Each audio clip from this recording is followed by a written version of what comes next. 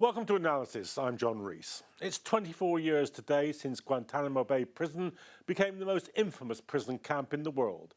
The site of torture and imprisonment without charge or trial, it still has inmates with no knowledge of when or even if they will be released. One of them, however, has just won a legal struggle with the UK government. We have this report. MI5 and MI6 have admitted that they were part of the torture of Guantánamo Bay prisoner Abu Zubaydah. Zubaydah was detained in 2002 as one of the first victims of the so-called War on Terror, and the UK government has now paid him substantial damages in an out-of-court settlement. He was held at CIA black sites in Thailand, Lithuania, Poland, Afghanistan, Morocco and in Guantánamo Bay. During his detention, according to US Senate hearings on the CIA torture regime, Zubaydah was waterboarded 83 times in a single month, locked for more than 11 days in a coffin-sized box, stripped naked and beaten, suspended from hooks just above the floor and kept awake for 7 consecutive days and doused with cold water whenever he lost consciousness. Internal MI6 messages show that the agency considered his treatment would have broken 98% of US Special Forces soldiers if they had been subjected to it. The Senate report was highly critical of how Zubaydah was treated, as was a 2018 report by the UK's Parliamentary Intelligence and Security Committee. Zubaydah's lawyers accused the British intelligence services of supplying the CIA with questions to ask him while they knew that he was being tortured. The lawyers also argued that the case has particular relevance today because it cautions against complicity with the United States at a time when the Trump regime is violating international law. Zubaydah, now aged 54, is still a prisoner in Guantánamo Bay in spite of the fact that the US long ago dropped its accusation that he was a member of Al-Qaeda.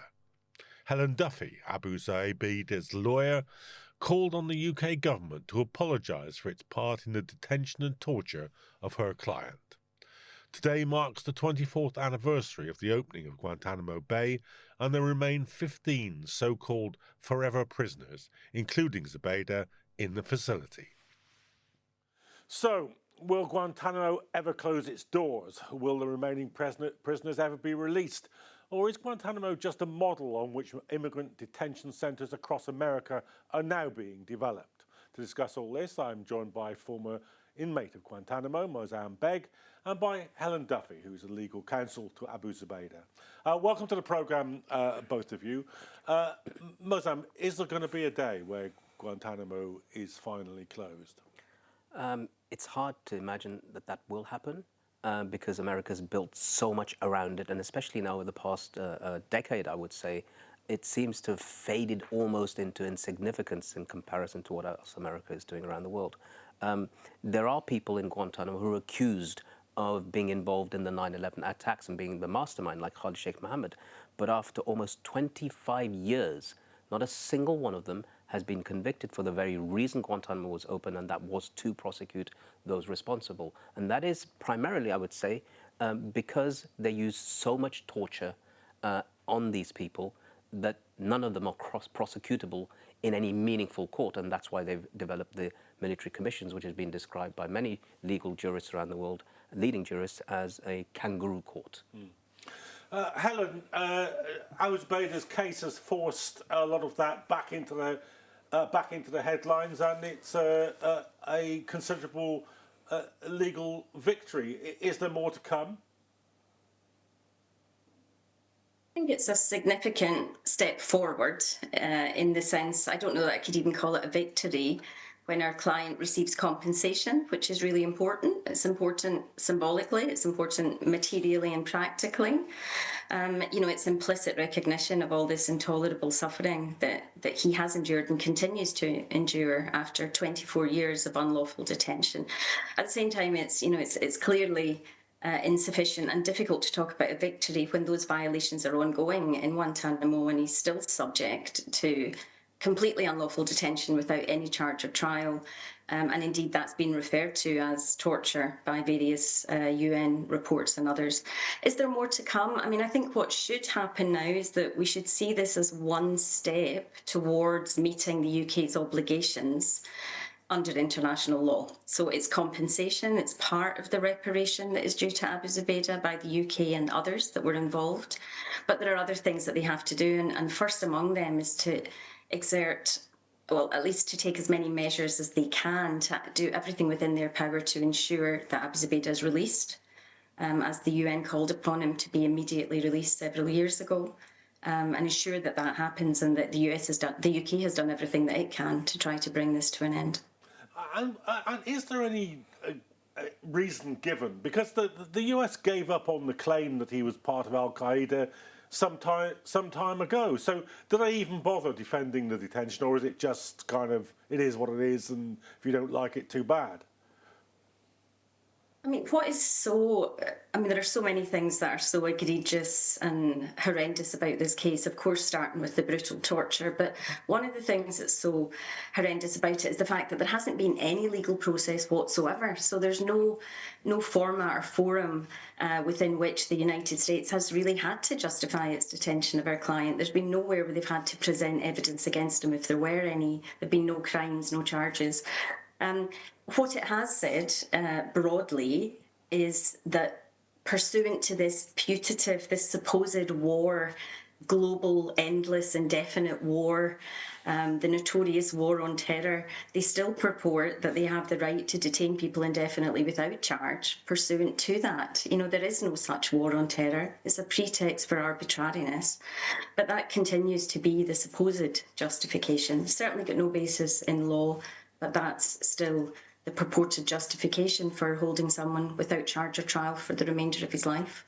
I mean, Moazzam, it's quite remarkable what happened with the establishment of Guantanamo, isn't it? Because a previous barrier, perhaps we might say, you know, more permeable than we would have liked, but a barrier to illegal imprisonment was entirely breached in the creation of Guantanamo. It continues to be breached. How do you reflect on that 24 years later? You know, now we're talking about, you know, it can't be lost upon us that Abu Zubaydah is a Palestinian, and that he, as a Palestinian, it was for him, for this stateless Palestinian, that the CIA developed a torture program for which psychologists were paid tens of millions of dollars in order to break this man, only to discover from his own writings, from his own diaries that he'd had, because he had a piece of shrapnel lodged in his head back in the 90s when he was in Afghanistan, he had to relearn who he was. And so he created diaries in which everything's recorded. And one of the evidences for him is that he was neither a member of Al-Qaeda, and neither did he have any knowledge about the 9/11 attacks. But, you know, as they say, don't let the facts get in the way of a good demonization. And that didn't stop him from being placed in a place where there is no prosecution, there is no reasonable, meaningful end date to his imprisonment. The horrific torture that he's gone through, I would say after 4 years, because he was held in these detention sites for 4 years, he's almost looking forward to going to Guantanamo. That's the reality. So before you even get to this horrific place where you have no rights, you've gone through something far worse. And that was the case with many prisoners from around the world. So we talk about Guantanamo, but there were the roads to Guantanamo, and there were many from all over the world because everybody was forced to take part in it. Will there be an end to Guantanamo? I mean, should there be? What has America learnt from this? I don't know that it has. I think, you know, Guantanamo is a bipartisan US project. It is Republican, it is Democrat, it is East Coast, it is West Coast. And Obama proved us it is black and it's white. It doesn't matter, it's colorblind. And the mistreatment of the prisoners will continue because of that one single word that Obama never uttered, that these men are innocent according to our laws. He never said it, and therefore the next president that comes along before in his first term, Trump said that I believe torture works and I would torture and use waterboarding and more. So here are these ancient medieval crimes that American soldiers who were waterboarded during World War II by Japanese soldiers were the Japanese soldiers were prosecuted for war crimes. Yet here we are today saying it's okay, nobody's going to be prosecuted, it's not a crime, it's legal as long as we're doing it. Helen, it seems extraordinary, I think, to most people who, perhaps have a bruised but still existent faith in the democratic system. It seems inconceivable that you can't legally get at what is patently an extra-legal, illegal system of imprisonment. Why is that? It's unthinkable. I think, it will be a very sorry day when we're not horrified by the idea that someone can be held indefinitely for life with absolutely no legal process. It's the very core, isn't it, of rule of law, is that if you're going to be detained, you have the right to a fair process, you have the right to know the evidence and the opportunity to defend yourself. It can only be made possible in a system where effectively the rule of law has been set aside. It's been set aside for certain people. Certain people are treated as being beneath the law, and certain people are treated as being above the law, which is why there's been no accountability for this horrendous torture that we're looking at again today. So I'm afraid that is the reality. It's been dispensing with the rule of law. We've been eroding the rule of law through the war on terror for a very long time. And I'm afraid that some of what we're seeing today has certainly been enabled by the fact that there has been that slow erosion for many, many years. And we're really seeing the cost of as Moazzam said, of previous administrations not being willing or able or brave enough to try to bring this to an end, to really make it a matter of a political priority to bring Guantanamo to an end. And it's, we're seeing the consequences of that today, and of the general erosion of the rule of law. But there is, of course, also the question, if I may, about the United Kingdom, to bring it back to the case that has just settled. And that's, this was also only made possible because states like the United Kingdom and many others enabled this systematic torture program by the CIA. And the US Senate report that you referred to says that, makes that clear specifically. The European Court said that the extraordinary rendition program was made possible by the complicity of many other states. And we're focusing today on the fact that the UK took advantage of it, created a market for that torture by sending questions to be put to our client. So we need to look at why it happened. We need to look at the cooperation that enabled it and what lessons we've learned around the globe from that.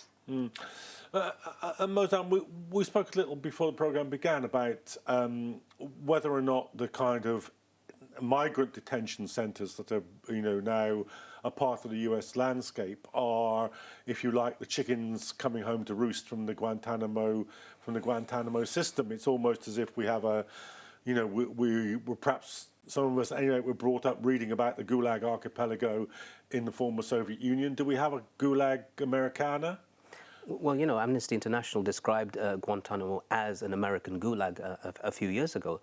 And in truth, really, the question is, whilst you have cases like Abu Zubaydah's and others, what kind of moral position are you in any way to talk to other nations far less developed than yourself about the human rights and the rule of law when you are detaining people for decades without charge or trial and torturing them? And it's important that we understand this. Abu Zubaydah has won every single court case that he's had in the European Union. And 3 European Union nations have been forced to compensate him. And that includes Britain, but also Poland and Romania, and outside the European Union, Lithuania. So all recognize him. And here's the bizarre part. I've been talking to lots of people about Abu Zubaydah's case, and they say, hold on, he's been compensated, he's won a win of sorts in courts, and he's still in prison? I said, yeah, but not because he's convicted. Because he's not charged with a crime, and there's no intention to charge him. In fact, they've made a film about him by an Oscar-winning documentary filmmaker called The Forever Prisoner, and a book. And what is a forever prisoner?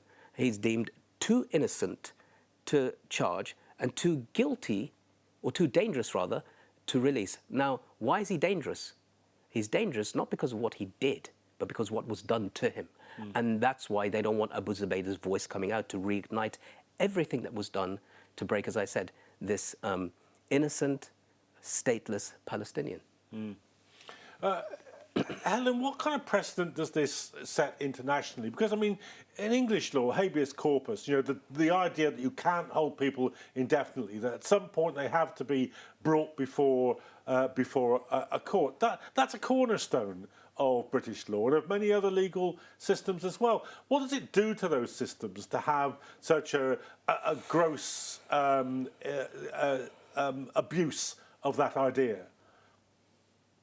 I mean, in any system governed by the rule of law, right, we all have different systems, and in some we call it habeas corpus, and in others we call it other things. But in any system governed by the rule of law, you have the right to challenge the lawfulness of your detention. You have the right to be charged, tried before a fair process to see the evidence and confront it, as I said. So that, I mean, again, what we see, I think, is exceptionalism to the rule of law. It doesn't set a precedent as such, this experience. But of course, what it does say is that there will be exceptions to that rule of law. And the whole point of the rule of law and of basic human rights is that they belong to all of us and that we're all going to be treated with a certain level of dignity and fair process. And certainly this experience shows us that that's not the case. But, I think the focus has to now be on bringing this to an end and learning lessons, right? I mean, we do see today how important the rule of law is, precisely because we see it being violated so flagrantly by many states around the world. So it's really time for some governments to show some leadership, to at least acknowledge their role. Again, the United Kingdom has not acknowledged its role. It's not apologised to our client, even though we are appreciative of the very substantial sum of money that's been paid to him. I think it's about states recognising their responsibility and taking the sort of steps to ensure that it doesn't happen again. But also, again, to get back to this, it has to be brought to an end. So there really has to be that effort to engage with the United States and offer relocation, offer to facilitate, as well as putting pressure where that's possible, but at least engage to offer to bring this to an end once and for all. That in itself is a form of engagement with and standing up for the rule of law that's so badly needed at this time. And Helen, let me get that a view from you on that question that I just discussed with Moazzam here in the studio. Is there a bleed over from the Guantanamo model into the sort of migrant detention policies, the behaviour of ICE and so forth that's been so much in the news recently? Well, I'm afraid that there is. I'm afraid that we did erode the rule of law, as I said earlier, very substantially throughout the war on terror, the United States, but many states all over the world in their, extremely broad-reaching approach to what terrorism and extremism, what are those, and look at how they've been misused against human rights defenders, against journalists and protesters all over the world. So I think in many different ways, we've really eroded the rule of law through the war on terror. More specifically on Guantanamo, it does send that message, doesn't it, that it dehumanises people, for it to be possible to brutally torture human beings the way happened in this case, to lock them up and throw away the key and say that you've got no right to the rest of your life. You can only do that if you really dehumanise someone. These people don't deserve to be protected by the law. So I think that dehumanisation and the impunity, the fact that no individual has been held to account, despite massive evidence now in the public domain about the torture of our client and others, the fact that there's been no accountability, that dehumanisation and that accountability, the idea of arbitrary detention, I'm afraid are things that we do see bleeding in to what's happening to people elsewhere and in the United States today, I'm afraid. Moazzam, let's have a little think about another area where there has been this kind of seepage from the supposedly exceptional case of the war on terror into wider aspects of political life. You've been involved with the Palestine Action Campaign. The Home Secretary redesignated, uniquely in my memory, a civil disobedience organisation as a terrorist organisation, has then applied anti-terror legislation to some 2,000 people who've been arrested. That's new, isn't it? And it is a lineal descendant of the Guantanamo Bay mindset. It is indeed. Myself, and I think on that particular day in August, there were around 700 odd people in Parliament Square sitting underneath the statues of Gandhi and Mandela, not shouting, not screaming, simply writing words. Now, I was a little bit, not so nervous, but I was a little bit nervous. I thought perhaps I might write the wrong words. I thought perhaps I'm going to write, I support genocide, I oppose Palestine action. Now, had I done that, I'd have been fine. I wouldn't have been arrested. But I didn't. I wrote, I oppose genocide, I support Palestine action, and therefore that's an arrestable offence under the new legislation. But hundreds were being arrested alongside me, and amongst those people was a former advisor to Tony Blair, was a former colonel in the army, a former ambassador to Egypt. There were vicars and disabled people and old people and teachers and doctors and surgeons in their scrubs, and hundreds of us lined up for street bail, because that's how the nature of the offence. And we were talking to the police about, oh, can I make it back on this day, on that day? And said, no, I'm sorry, I'm busy this day. It was a farce, a complete joke. And it was the largest number of terrorism arrests in British history. Not the IRA, not Al-Qaeda, not ISIS, not Hamas, but Palestine action. Those individuals, the worst of what they did was to break into a factory or factories and smash drones that are flying around Gaza, killing children, queuing up to get formula food. So, yes, the ball has shifted totally. We've been campaigning against anti-terror laws that have almost been exclusively targeting Muslims for the past 2 decades. And here, in a handful of months, because of the genocide in Gaza, you find ordinary English people, they've had enough. As they say, it's now out, and you can't put it back into the bag. Everybody now has seen what is happening. And if you take it back, actually, to Abu Zubaydah, because one of the things he said in his writings, in his diary, is that you can't know what it feels like to be a stateless Palestinian who walks around homeless because somebody else has taken his home. And that is what people have woken up to. Helen, I looked at this a little bit. There's some 2,000 people who've been arrested under the terrorism legislation for protesting about the banning of Palestine action. Now, of course, they may not all go to court, they may not all be convicted, but if they did all go to court and they were all convicted, there'd be more political prisoners in this country than there are in Putin's Russia. It's not a good place to be. What does the legal profession feel about the way the law is being used? Very difficult for me to speak for the legal profession. I'm an international lawyer, and so I wouldn't want to do that. But I am someone who's worked on counter-terrorism cases for quite a long time. And I certainly think it is extremely troubling in the United Kingdom, but also in many other states, how this counter-terrorism and, as I say, extremism and other labels have been expanded in a way that goes way beyond what they were ever intended to cover. And that itself is a real threat to the rule of law, and we're seeing the way that it's undermining the basic exercise of human rights. And it has been used in a discriminatory way, as Moazzam has said. So it also goes to the heart of people's dignity and equality. But we're now seeing it interfering very much with legal practice in many states, with the right to protest, with the work of journalists and others. So it's dangerous. We really need to rein back in the way that the terrorism label is used, so that it's clearly defined, subject to the normal due process and clear definitions that are part of any rule of law process. OK. Well, unfortunately, that's all we've got time for, but my thanks there to Moazzam Begg and to Helen Duffy for joining me, and to you for watching. Do tune in for future episodes of Analysis. But for now, good evening.